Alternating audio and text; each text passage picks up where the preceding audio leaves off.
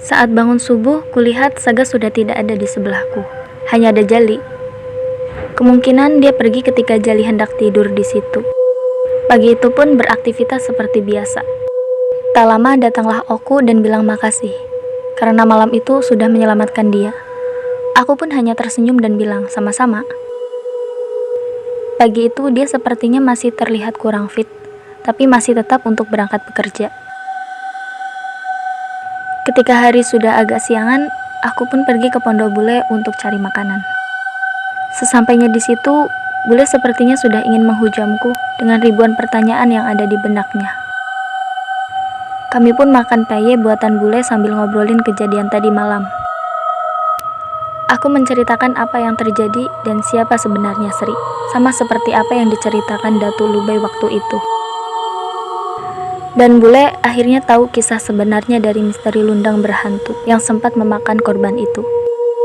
Kami ngobrol cukup lama, dan ketika hampir jam 10, aku izin pamit dan mau jalan-jalan lagi karena kebetulan toko ada Jali yang jaga, jadi aku bisa main-main jauh. Aku jalan-jalan sambil mencari arah suara mesin karena ingin melihat langsung bagaimana proses mencari emas. Saat di perjalanan, terdengar suara kresek-kresek. Aku spontan menoleh, dan kulihat semak-semak bergerak. Takutnya itu ular, aku lalu mencari kayu sambil mendekat. Ketika sudah dekat, tiba-tiba Saga muncul dan bilang, "Woi, dasar kamu ini bikin kaget aja. Mau kemana?" "Mau lihat-lihat sekitar sini, gimana sih orang kerja nyari emas." "Oh, ayo aku temenin." Di jalan kami sambil ngobrol. Dan tak lama, kita sudah sampai di sebuah lubang tambang yang ada para pekerjanya. Ternyata pekerjaannya cukup santai. Yang jaga mesin itu namanya Rido. Dia mendekat dan menyapa. "Bro, tumben kesini." "Pengen lihat-lihat aja Mas Rid." "Belum pernah lihat kah?" "Ya, baru kali ini." "Oh, ya ginilah bro, kerja di tambang, mengandalkan kerjasama dan kekompakan." "Wah, mantap. Kamu bisa lihat hantu kah?" "Enggak, cuma kebetulan aja tadi malam itu." "Kenapa?" tanyaku. "Itu, kata teman-temanku sering lihat orang berdiri kalau sore hari." "Di mana?" "Itu," sambil menunjuk ke sebuah pohon yang tak jauh dari situ. Kamu udah pernah lihat?" "Pernah sih, tapi sekilas. Nggak tahu itu ada yang kulihat atau hanya salah lihat." "Serem juga ya di sini, banyak hantu," ujarku. "Teman kami pernah ada yang bunuh diri di situ, gantung diri. Mungkin hantu dia." "Iya kah? Kenapa gantung diri?" "Nggak tahu.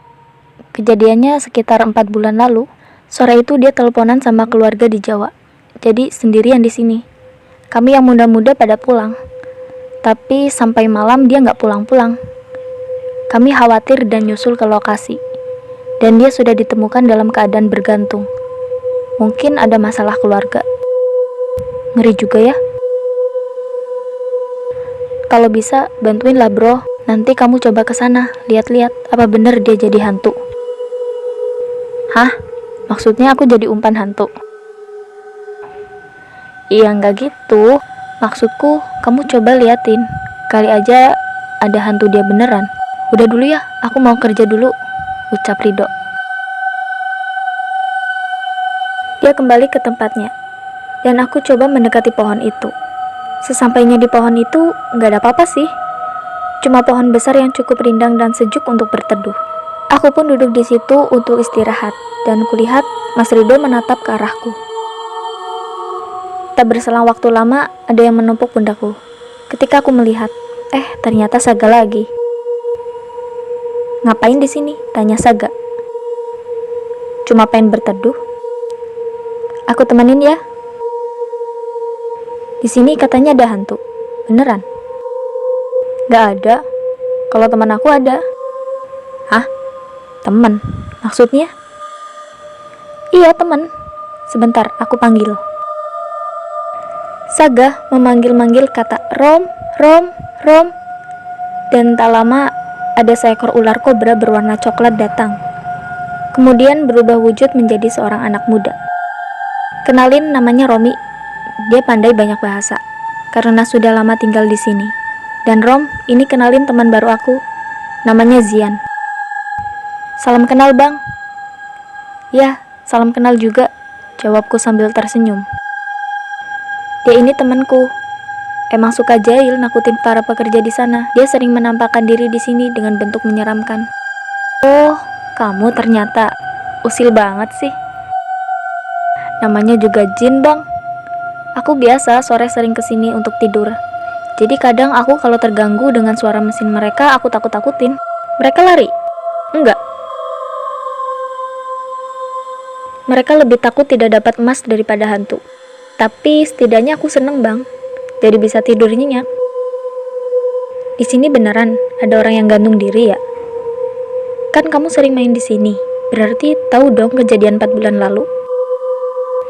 Tahu, Bang. Gimana ceritanya? Bisa ceritain nggak? Boleh. Waktu itu aku lagi berteduh di sini sama Saga. Setelah capek kami main kejar-kejaran anak tikus. Ketika sore dia asik teleponan dan tak lama datang 2 orang dari arah sana membawa potongan kayu. Aku rasa mereka pernah ada dendam dan 2 orang tadi sengaja mengintai. Karena dia asik teleponan, tidak menyadari bahwa ada orang yang datang. Orang 2 tadi datang-datang langsung memukul kepalanya hingga pingsan. Kemudian mereka membawanya ke pohon ini dan menggantungnya dengan seutas tali. Oh, jadi itu pembunuhan, bukan bunuh diri. Iya, dia dibunuh. Pembunuhnya kemana? Mungkin mati. Hah? Iya, mati. Soalnya digigit Romi, jawab Saga. Iya, Bang, aku gigit. Soalnya waktu mereka selesai menggantung itu, aku lagi istirahat di bawah pohon ini di tumpukan daun kering, sedangkan Saga di atas pohon. Salah satu dari pembunuh itu naik ke atas pohon untuk menggantung. Pas dia turun, dia loncat dari atas dan terjun mengenai ekorku. Mungkin dia tidak lihat, karena warnaku coklat sama seperti daun kering. Aku marah dan aku gigit kakinya. Yang satunya, karena lihat temannya digigit, ngejar aku pakai kayu. Dan Saga lompat dari atas pohon untuk menggigit yang mengejar itu. Setelah itu kami lari. Terus, mereka gimana? Mereka lari keluar ke arah portal. Mungkin ingin mencari pertolongan dengan penjaga portal yang ada di dekat jalan utama itu, jawab Saga. Tapi kami rasa dia nggak bakalan sempat tertolong deh. Soalnya, jalan dari sini keluar sana lumayan lama. Sebenarnya, kami tuh nggak mau ikut campur urusan manusia. Meskipun pembunuhan tepat di hadapan kami. Tapi karena dia mengganggu kami, ya terpaksa bertindak, ucap Romi. Bener juga, setidaknya dia sudah mendapatkan pembalasan, jawabku. Oh iya, aku pulang dulu ya, sudah tengah hari. Takutnya aku dicariin di toko karena udah lama pergi. Iya Bang, kapan-kapan mampir lagi ya ke sini. Tiap sore aku berteduh di sini kok. Oke, kalau ada waktu ya. Aku ikut kamu pulang ya, ucap Saga. Ngapain sih ikut aku terus? Mending main tikus sama Romi. Haha. Ya, namanya juga teman baru, harus sering ngobrol biar akrab, ya kan? Jawab Saga. Terserahmu aja lah. Kami kemudian pulang menuju toko, dan di tengah perjalanan ternyata aku merasa jalannya aneh. Sepertinya berangkat tadi bukan lewat jalan ini. Aku tanya sama Saga, ini jalan kemana ya? Ini jalan menuju Paku Alam. Maksudnya? Tempat makam orang zaman dulu, mereka menyebutnya Paku Alam. Jelas Saga. Kok ngeri gini sih? Gak tahu juga. Mungkin karena adat orang dulu, makam ini sudah berumur sekitar 200 tahun. Kalau gitu temenin aku ke sana. Kami mendekati lokasi makam tersebut. Gak terlalu luas sih, namun cukup untuk membuat bulu kuduk merinding. Ada terdapat sekitar lebih dari 30 peti mati yang semuanya diletakkan di atas pohon, bukan dikubur di dalam tanah. Pohon besar ditebang sekitar 1 meter, disisain di atas permukaan tanah dan peti matinya diletakkan di situ.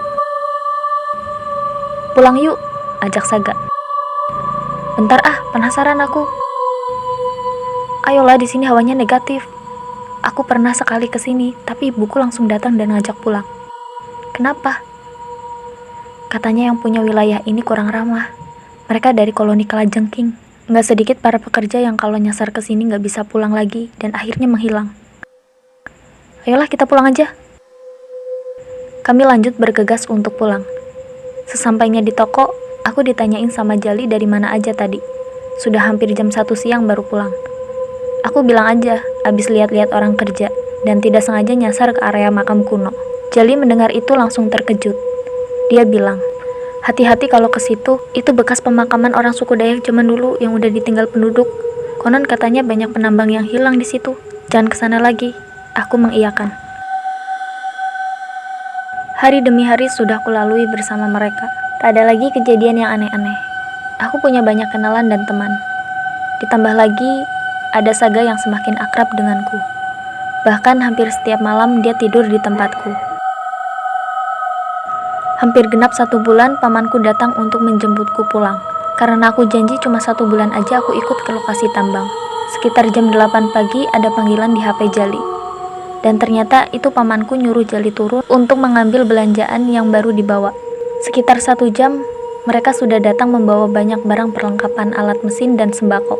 Aku ya seperti biasa, bantu turunin dan nyusun ke tempatnya.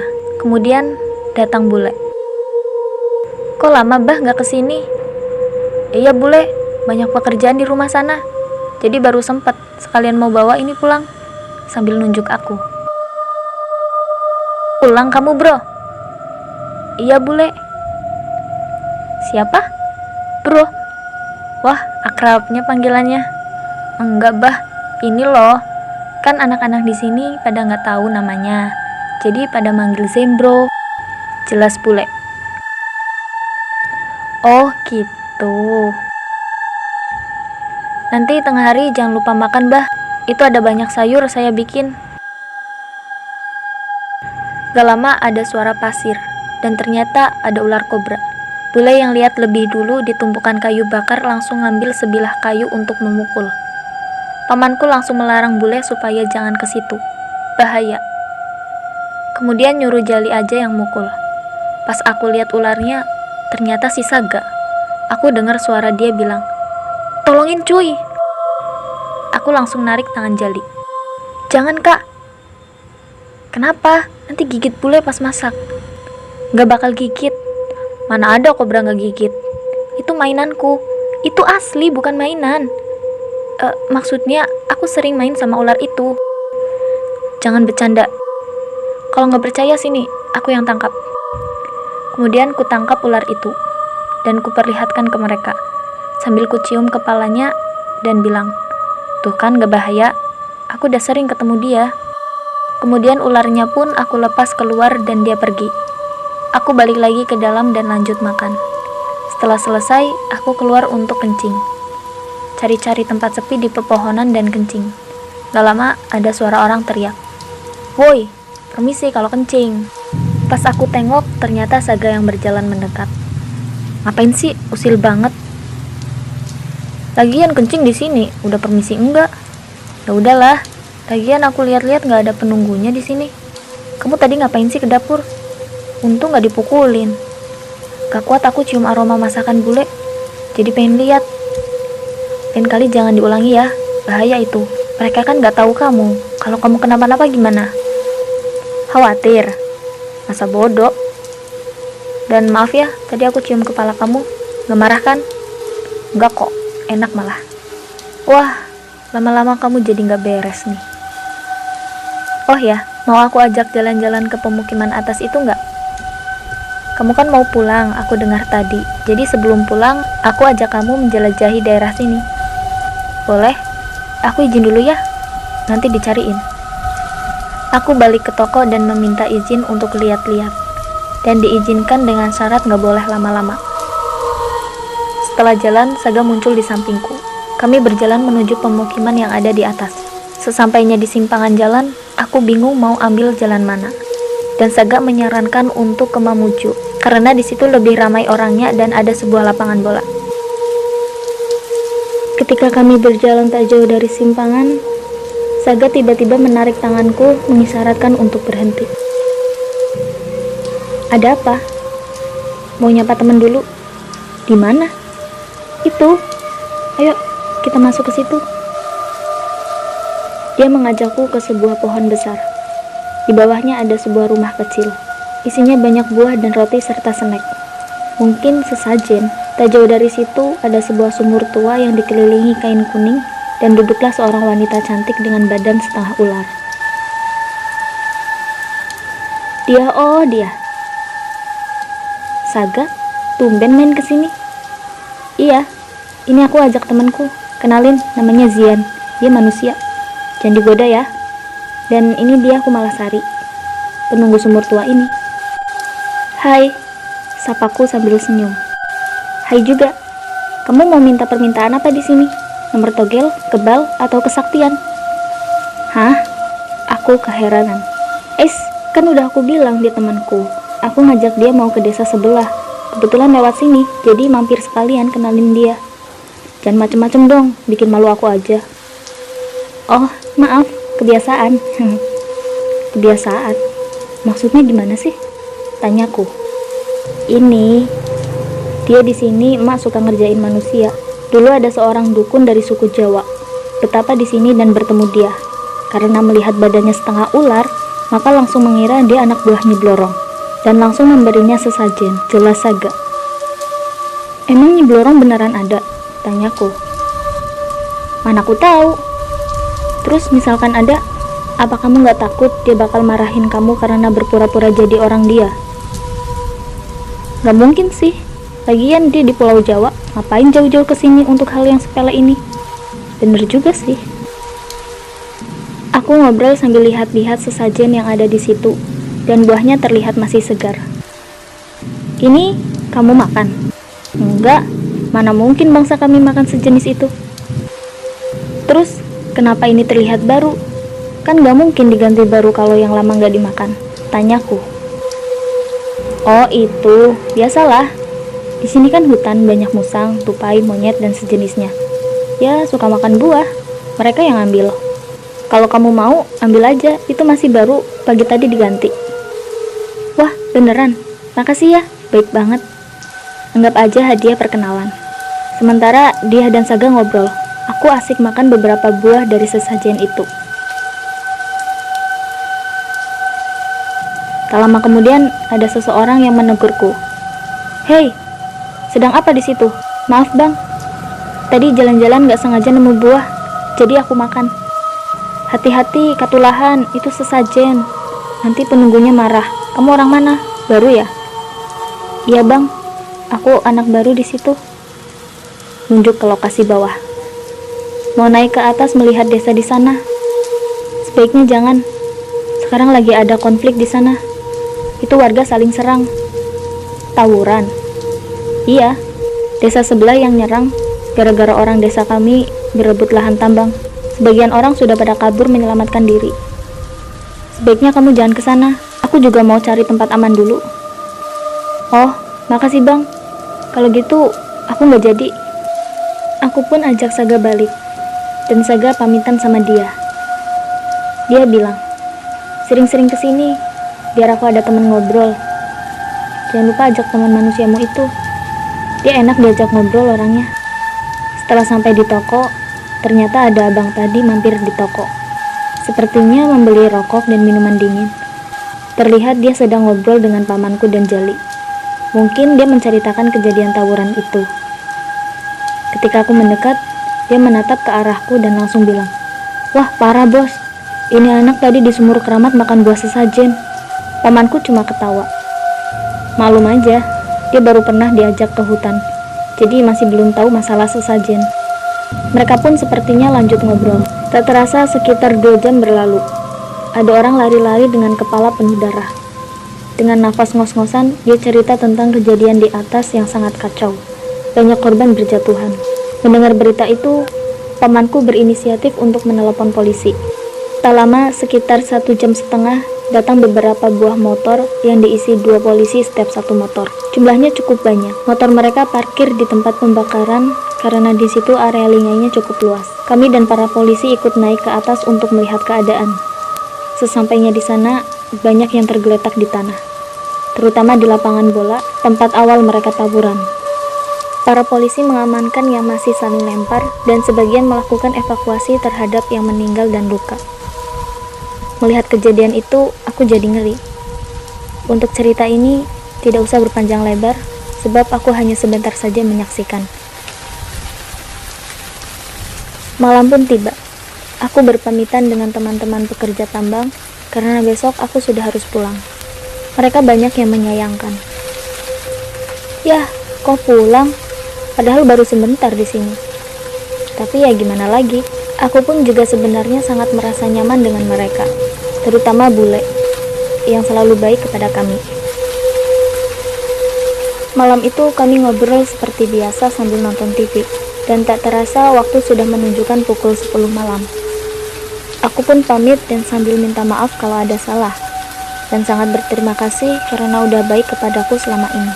Sebab besok mungkin turun jam 9 pagi, sedangkan para pekerja tambang jam segitu sudah tidak ada lagi. Mereka semua kerja, jadi pamitannya malam aja. Aku masuk ke kamar dan tiduran. Kemudian aku teringat bahwa ada pamanku. Kalau dilihat-lihat, tempat tidurnya cuma muat 2 orang. Ya udahlah, aku tidur di tempat lain aja, biar pamanku sama Jali yang tidur di situ. Pas keluar, aku merasa cocok untuk tidur di dekat tumpukan karung beras. Hawanya juga dingin. Aku pindah beberapa karung beras supaya agak besar tempatnya. Sebab biasanya Saga bakalan muncul di dekatku. Jadi aku bikin tempat itu muat untuk 2 orang rebahan. Aku pun rebahan dengan berbantal karung beras 25 kg. Benar aja. Gak lama setelah memejamkan mata, tiba-tiba ada yang meluk dari samping sambil bilang, "Tempat baru nih." "Kamu ngapain peluk-peluk? Abisnya dingin, lagian ngapain tidur di sini? Dingin gini." "Enak aja, sensasi baru." "Kalau gitu, aku hangatin kamu ya." Jangan macam-macam. Bercanda. Besok beneran balik?" "Iya, aku mungkin gak bakalan kesini lagi." "Yah, gak seru lagi deh. Baru dapat temen, udah mau pergi lagi." "Seperti biasa aja, kalau kesepian ya main sama tikus." Hahaha. Ih, seperti gak ada teman aja. Aku punya banyak temen kok, tapi kan cuma kamu teman manusia satu-satunya. Nanti kalau aku gak ada, kamu jangan main sembarangan lagi di dekat manusia. Mereka gak tahu kamu, kalau tiba-tiba dipukul gimana?" "Ya deh, siap bos." Kami ngobrol panjang lebar malam itu, sampai aku mulai ngantuk dan tertidur. Keesokan paginya, aku terbangun, dan kulihat aku sedang berada di sebuah kamar yang sangat indah dan luas. Kasurnya juga sangat empuk dengan selimut yang sangat hangat. Aku lihat di sampingku Saga masih tidur. Aku pun membangunkan dia. "Saga, bangun." Apa? Ini kita di mana?"